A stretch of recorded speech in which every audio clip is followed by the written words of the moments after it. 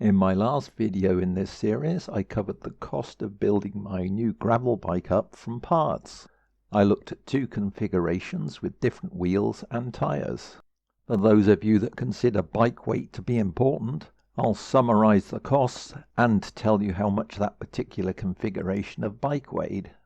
I revealed the weights of the frame set components in a separate video which is referenced above. I'll start with the lightest version, the one with 700C carbon fibre wheels. As a reminder, the cost was just over £1,500. Right then, let's weigh it.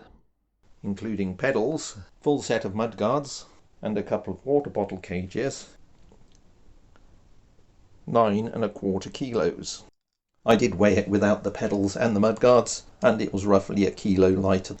Not too shabby for a gravel bike, and certainly not too shabby for a gravel bike that cost just £1,500. Let's move on and look at the version with the more robust 650B wheels. As a reminder, the cost of this configuration was around £1,250.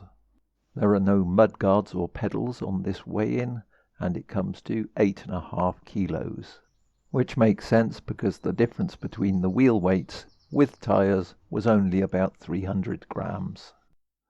So here's a summary of the cost and the weight of the two different versions of this bike.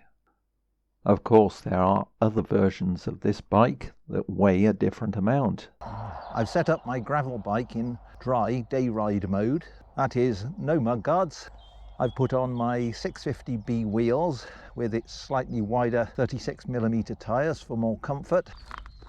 I've also put on my Brook C17 cambium saddle, and I have a little day pack here for putting stuff in.